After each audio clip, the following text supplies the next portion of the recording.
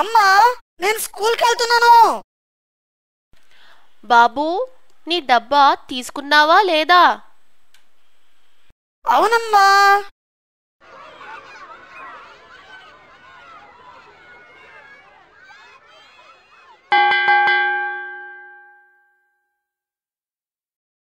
మనం ఇప్పుడు వాతావరణం అంటే ఎన్విరాన్మెంట్ గురించి నేర్చుకుందాము. వాతావరణం అంటే ఏంటి? జీవరాశులు అంటే లివింగ్ థింగ్స్ ఎక్కడైతే పరిస్థితులను తట్టుకుని బ్రతకగలుగుతాయో ఆ సహజ సిద్ధమైన పరిసరాలను ఎన్విరాన్మెంట్ అంటారు. అంటే మీ చుట్టూ ఉన్న చోటు. ఎప్పుడు మనం ఎన్విరాన్మెంట్ గురించి మాట్లాడుకున్నా ఎకాలజీ, ఎకాలజిస్ట్ అన్న పదాలు చూస్తుంటాం కదా. ఎకాలజీ, ఎకాలజిస్ట్ అంటే ఏంటి?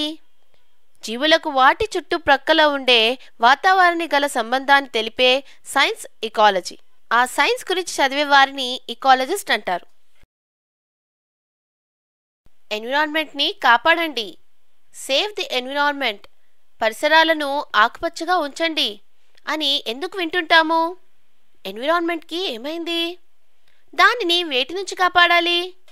ముందు దీనికి అవసరమైన కొన్ని మూలాధారాలు అంటే బేసిక్ కాన్సెప్ట్స్ గురించి నేర్చుకుందాం.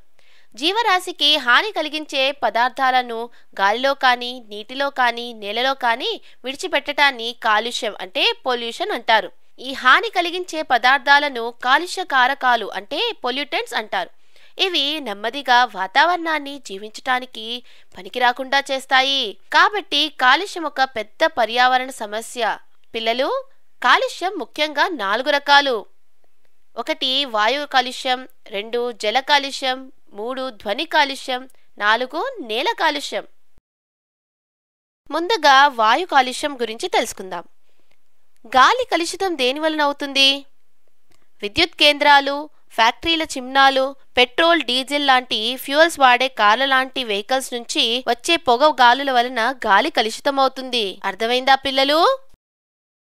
నీరు ఎలా కలుషితమవుతుంది? ఫ్యాక్టరీల నుండి, పంట పొలాల నుండి వదలబడే వ్యర్థ పదార్థాలు, అప్పుడప్పుడు ఇళ్ల నుండి, హోటళ్ల నుండి, హాస్పిటల్స్ నుండి వచ్చే మురికి నీరు నీటిని కలుషితం చేస్తుంది. ఫ్యాక్టరీల నుంచి, వెహికల్స్ నుంచి, లౌడ్ స్పీకర్స్ నుంచి వచ్చే అమితమైన ఎక్కువ ధ్వని వాతావరణాన్ని ధ్వని కాలుష్యం కలుగచేస్తుంది. మీరు టీవీ చూస్తున్నప్పుడు కానీ, కంప్యూటర్ గేమ్స్ ఆడుతున్నప్పుడు కానీ ఎక్కువ పరిణామంలో ధ్వని వస్తే మీరు కూడా ధ్వని కాలుష్యానికి బాధ్యులవుతారు. మనుషులు చేసే కొన్ని పనులు కూడా వాతావరణానికి నష్టం కలుగచేస్తాయి. చెట్లు నరికివేయటం, అడవులను తీసివేసి ఆ భూమిలో నగరాలు నిర్మించటం, పంట భూములుగా మార్చటం వంటి పనుల వలన వాతావరణానికి చాలా హాని కలుగుతుంది. వాతావరణానికి చాలా హాని కలిగించే మనుషులు చేసే మరొక పని వేటాడటం అంటే జంతువుల్ని చంపటం. జంతువులనే కాక సముద్ర చరాలను ఆహారం కోసం, బట్టల కోసం లేక అందాన్ని మెరుగుపరిచే ద్రవ్యాల తయారీ కోసం చంపటం వంటివి. అర్థమైందా పిల్లలు? ఇప్పుడు మనం రకరకాల కాలుష్యం గురించి తెలుసుకున్నాం, అవునా? ఈ సందర్భంగా దీనికి సంబంధించిన ఒక ముఖ్య విషయం గురించి తెలుసుకుందామా? అది గ్లోబల్ వార్మింగ్. గ్లోబల్ వార్మింగ్ అంటే ఏంటి? ఇది ఎలా కలుగుతుంది? సూర్యరశ్మి భూమి మీద పడినప్పుడు వేడి పుడుతుంది. ఇందులో కొంత వేడిని మాత్రమే భూమి తీసుకుంటుంది. చాలా భాగం వేడి తిరిగి వాతావరణంలో వదిలివేయబడుతుంది. దీనిని రేడియేషన్ అంటారు. గాలిలోనున్న పొల్యూటెంట్స్ అంటే వెహికల్స్ నుంచి, ఫ్యాక్టరీల నుంచి వచ్చే పొగ లాంటివి వదిలివేయబడిన ఈ వేడిని ఆకాశంలోకి వెళ్లకుండా వాతావరణంలోనే ఉండి రోజు రోజుకు భూమి ఉపరితలాన్ని వేడిగా చేస్తుంది. ఇది గ్రీన్ హౌస్ ఎఫెక్ట్ లాంటిదే, కానీ దీనికి పూర్తిగా వ్యతిరేకం. ఇలా భూమిపై వేడి నెమ్మదిగా పెరగటమే గ్లోబల్ వార్మింగ్ అంటారు. గ్రీన్ హౌస్ ఎఫెక్ట్ అంటే సూర్యుని వేడిమి ఒక చోట బంధించి ఉంచుతారు. దీని వలన చల్లటి ప్రాంతాల్లో మొక్కలకు అవసరమైన సూర్యరశ్మిని ఇస్తారు. ఇది గ్లోబల్ వార్మింగ్ లాంటిదే, కానీ ప్రభావం వేరు కదా. అయితే గ్లోబల్ వార్మింగ్ వలన ఏమవుతుంది? భూమి చాలా బాగా నీటితో కప్పబడి ఉంటుందని మీకు తెలుసు కదా. గ్లోబల్ వార్మింగ్ వలన కొండలు, పర్వతాల్లోనున్న మంచుగడ్డలు కరిగి భూమి మీదున్న నీటి పరిమాణం చాలా ఎక్కువ అవుతుంది. దీనితో నీటికి నేలకు మధ్య ఉండవలసిన సమానత్వం మారి పెద్ద వరదలుగా వస్తాయి. ఇది మానవ జీవితానికి చాలా నష్టం కలుగజేస్తుంది. అర్థమైందా పిల్లలు? భూమి చుట్టూ దుప్పటిలా కప్పి ఉన్న గాలిని అట్మాస్ఫియర్ అంటారు. ఇది చాలా పొరలుగా ఉంటుంది. భూమిపై 19 నుంచి 30 కిలోమీటర్ల ఎత్తులో ఆక్సిజన్కు మరొక రూపం ఓజోన్ అనే వాయువు గ్యాస్తో నిండి ఉంటుంది. ఈ ఓజోన్ సహజంగా అట్మాస్ఫియర్లో తయారవుతుంది. ఇది 50 కిలోమీటర్ల వరకు వ్యాపిస్తుంది. సూర్యుడి నుంచి వచ్చే హానికరక అల్ట్రావైలెట్ కిరణాలను 20 నుంచి 50 కిలోమీటర్ల వరకు వ్యాపించి ఉన్న ఓజోన్ పీల్చివేస్తుంది. సూర్యుడి నుంచి వచ్చే హాని కలిగించే అల్ట్రావైలెట్ కిరణాలను భూమికి చేరకుండా ఆపటం వలన ఈ ఓజోన్ పొర మనకు చాలా ముఖ్యమైనది.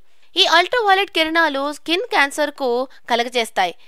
అంతేకాక మొక్కలను, జంతువులను కూడా హాని చేస్తాయి. ఈ ఓజోన్ పొర కవచంలా ఉండి కాపాడటం వలన భూమి మీద ప్రాణులున్నాయి. ఈ ఓజోన్ పొర వాయుకాలం ద్వారా పాడైపోయి పల్చగా అవుతుంది. తద్వారా హాని కలిగించే అల్ట్రావైలెట్ కిరణాలు భూమిని చేరుతున్నాయి. కాబట్టి ఓజోన్ పొరకు కలిగిన ఈ నష్టాన్ని ఆపటానికి, ఇంకా ఎక్కువ నష్టం కాకుండా కాపాడటానికి వాయు కాలుష్యం కాకుండా చూసుకోవాలి. అర్థమైందా పిల్లలు? యాసిడ్ రెయిన్స్ అంటే ఆమ్ల వర్షం గురించి విన్నారా? ఇది ఎలాంటి వర్షం? హాని కలిగించే గ్యాసెస్ అంటే వాయువులు గాలిలోని నీటి ఆవిరితో కలిసి తయారయ్యే హానికరక పదార్థమే ఆమ్లము. ఈ యాసిడ్స్ వర్షం వచ్చినప్పుడు ఆ నీటితో కలిసి నేలపై పడి మట్టిని, మొక్కలను, ఇళ్లను, బిల్డింగ్స్ను పాడు చేస్తాయి. ఇలాంటి వర్షాలను ఆమ్లవర్షం అంటారు. మనం చేసిన వాయు కాలుష్యం వలనే ఈ వర్షం వస్తుంది. కాబట్టి మనం గాలిని కలుషితం చేయకూడదు.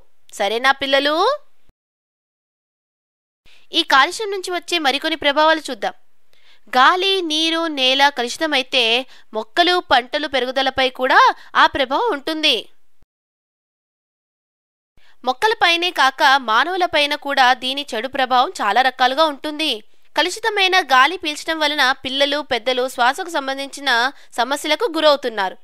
కలుషితమైన నీరు త్రాగటం వలన కలరా, టైఫాయిడ్, జాండీస్ వంటి అంటువ్యాధులు వస్తాయి. ధ్వని ఎక్కువైతే ప్రజల్లో రక్తపోటు పెరిగి తలనొప్పి వస్తుంది. ఇది చెవుడు కూడా వచ్చేటట్టు చేస్తుంది.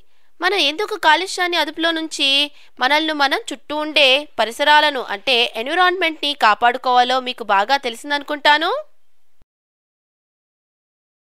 మనం ఇంతకుముందు వాతావరణాన్ని ఎంతో పాడు చేసినా సరే ఇక ఆలస్యం చేయకుండా దీన్ని కాపాడుకుందాం. సరేనా? మరి ఇప్పుడు మనం ఏం చేయాలి? మనం చెట్లను నరకకుండా కొత్త చెట్లను నాటి మన పరిసరాలను కాపాడుకుందాం. ఎందుకంటే మొక్కలు మనకు స్వచ్ఛమైన గాలినిస్తాయి. అది ఎలాగంటే అవి గాలిలోనున్న కార్బన్ డయాక్సైడ్ తీసుకుని తమ ఆహారం తయారు చేసుకున్నప్పుడు ఆక్సిజన్ను గాలిలోకి వదులుతాయి. కాబట్టి మనం మొక్కలను ఎక్కువగా నాటాలి. ఎరువుల ద్వారా మట్టిలో కలిసే రసాయనాలు నేలకు మంచిది కాదు. రైతులు రసాయనాలు అంటే కెమికల్స్ లేని సహజమైన ఎరువులను వాడి మట్టిని పాడు కాకుండా చూసుకోవాలి. నేల కాలుష్యానికి ముఖ్య కారకమైన ప్లాస్టిక్ సంచులు వాడటం ఆపాలి లేదా నిషేధించాలి. సులభంగా ప్లాస్టిక్స్ వాడమని చెప్పాలి. ఈ మధ్య అందరూ ఇందుకే షాపింగ్ కోసం మనం వాడి పారవేసిన నేలను కలుషితం చేసే ప్లాస్టిక్స్ బదులుగా మళ్లీ వాడగలిగే కాటన్ లేక నార సంచులను వాడుతున్నారు. ప్లాస్టిక్ వాడటం తగ్గించాలి. ప్లాస్టిక్ జాడీలు, సీసాలు, డబ్బాలు వీలైనంత వరకు మళ్లీ వాడాలి. వాటిని మళ్లీ రీసైకిల్ చేసి ఇతర వస్తువులు తయారు చేయాలి. ఈ రీసైక్లింగ్ ఎలా చేస్తాం?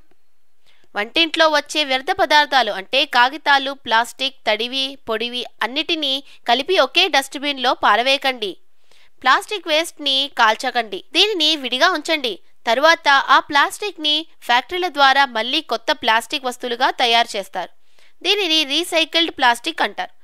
ఇలానే పాత పనికిరాని కాగితాల నుండి కొత్త కాగితం తయారు చేస్తారు. టూకీగా చెప్పాలంటే ప్లాస్టిక్ వాడటం తగ్గించండి. వాటిని మళ్లీ వాడండి. చివరగా రీసైకిల్ చేయండి. ప్రపంచవ్యాప్తంగా దేశాలన్నీ ఫాసిల్ ఫ్యూయల్స్ అంటే భూమి నుంచి తవ్వి తీసిన నూనె, గ్యాస్ లాంటివి బదులుగా దీనిని కలుషితం చేయని వేచే గాలి అంటే విండ్ లేదా సౌరశక్తి అంటే సోలార్ ఎనర్జీని వాడటం ఎక్కువ చేస్తున్నాయి. ఇవి మనకు ప్రకృతిలో ఎక్కువగా దొరుకుతున్నాయి. కానీ ఫాసిల్ ఫ్యూయల్స్ మాత్రం మితంగా దొరుకుతాయి. కాలువల్లోని మురికి నీరు సరస్సులో, నదుల్లో కలవకుండా చూడాలి. లేకపోతే నదుల నీరు కలుషితమవుతుంది. మురికిగానున్న ఏ నీరైనా ముందుగా స్వేజ్ ట్రీట్మెంట్ ద్వారా శుభ్రపరిచిన తర్వాతే సముద్రాలు లేదా నదుల్లోకి వదులుతారు. దీని వలన ఆ నీటిలో ఉండే విషపూరిత పదార్థాలు తీసివేయబడతాయి. వాయు కాలుష్యం తగ్గించటానికి బళ్లల్లో అంటే వెహికల్స్లో సీసం లేని పెట్రోల్ వాడాలి. కాబట్టి మనం భూమిని కాపాడుకోవటానికి మనం చాలా చేయవచ్చని తెలిసింది కదా. వాతావరణాన్ని జాగ్రత్తగా చూసుకోవటం మొదలుపెట్టడానికి ఇప్పటికీ మించిపోయింది లేదు. సహజ వనరులను అంటే గాలి, నీరు లాంటివి నిలో ఉండేటట్లు చేసుకోవాలి. లేకపోతే అవి తొందరలో అయిపోతాయి. వాటితో పాటు మనము ఉండం. సరేనా పిల్లలు?